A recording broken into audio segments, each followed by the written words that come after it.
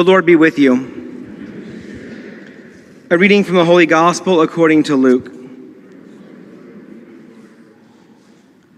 On a Sabbath, Jesus went to dine at the home of one of the leading Pharisees, and the people there were observing him carefully.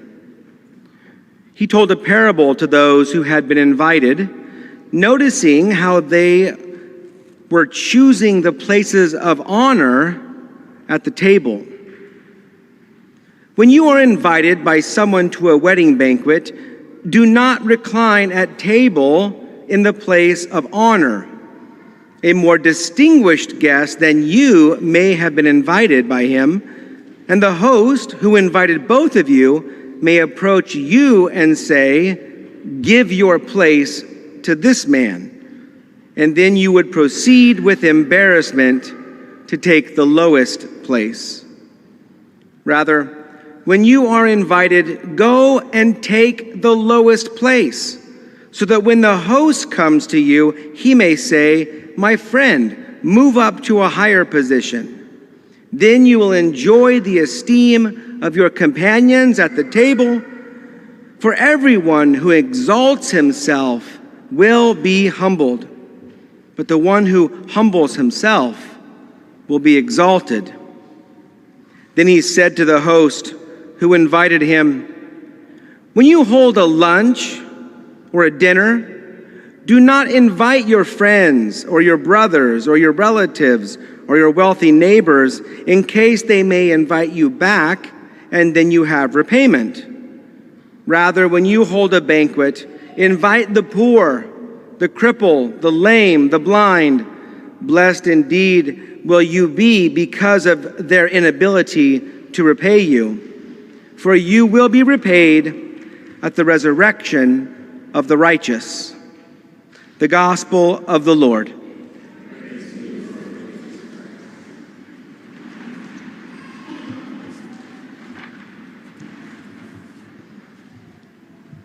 The 10th commandment forbids what we call covetousness behavior.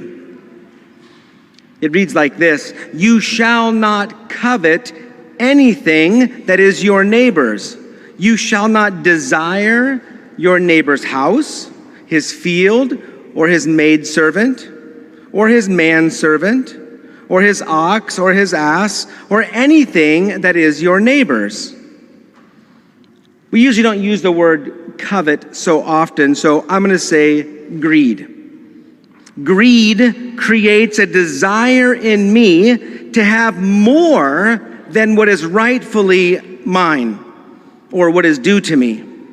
Greed causes me to want what is rightfully another's, and even to plot how I might possess what is rightfully theirs. If you recall, it was King David's sin when he took Uriah's bride, Bathsheba, for himself. And worse than that, not only did he commit the sin of adultery, he compounded that sin of adultery by then having Uriah sent to the front lines in battle to be killed, so that King David's sin might not be revealed to the world. Greed makes me want what is not mine to take, and to do what should not be done. Who do we think we are? What do we think we deserve?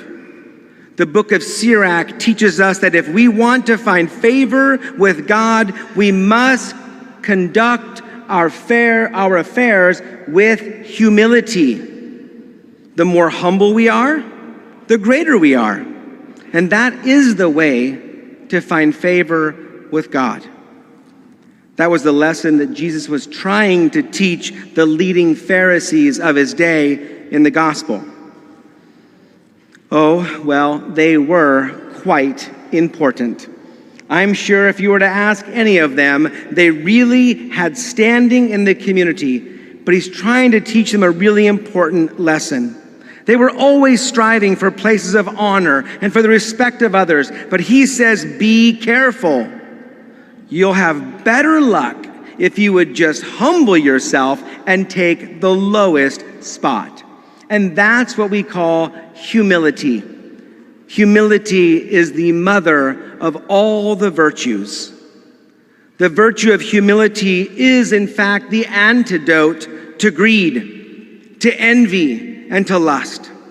The Catechism of the Catholic Church puts it this way in paragraph 2539. It teaches that envy itself is a capital sin, and it refers to the sadness at the sight of another's goods and the immoderate desire to acquire them for oneself, even unjustly.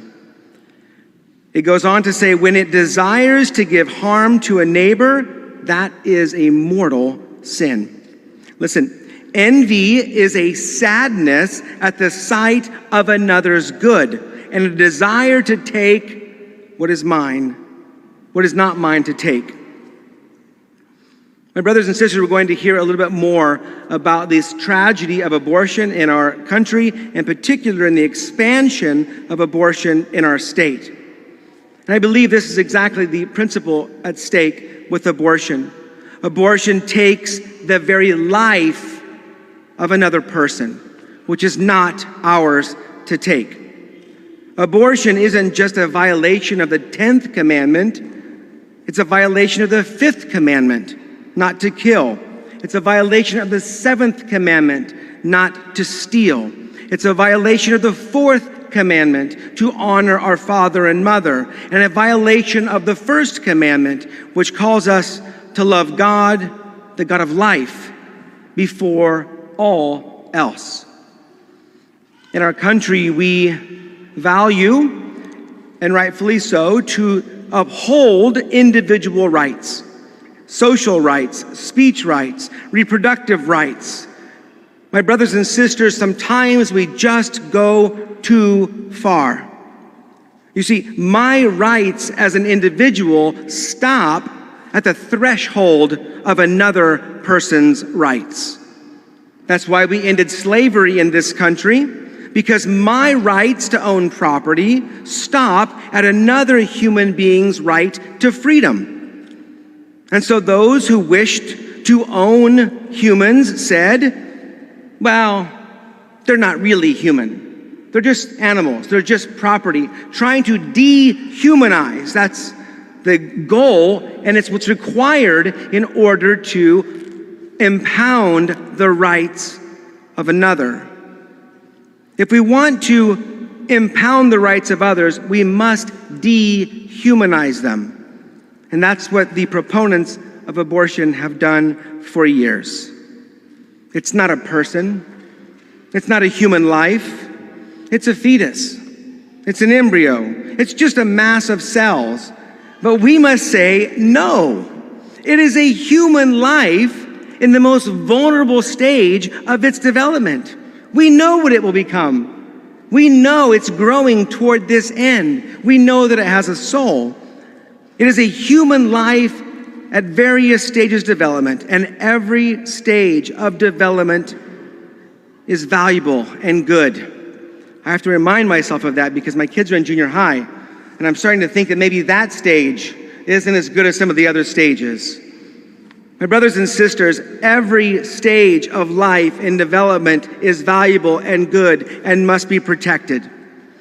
Abortion is rooted in envy and selfish desire to take what does not belong to me, a child's life. Abortion is stealing someone's life. Abortion is stripping a child from his father's and grandparents' arms. Abortion is pride and arrogance in thinking that I can control the future and its outcomes. That's what got King David in so much trouble. He thought he had it all figured out, but he did not. And he condemned himself a sinner in the presence of God and the prophet Nathan. Finally, he was able to see what he had done. Abortion is rooted in fear and a desire to undo what has been done, to keep secret the sin that created that life? And the answer, as we heard today in all of our readings, is humility. It's no wonder that St. Augustine said that humility is the foundation of all the other virtues. Hence, in the soul in which this virtue does not exist, there can be no other virtue. Humility is the cure for our country and for California. Humility is the virtue that Jesus was trying to teach the Pharisees, and the church still continues to teach today.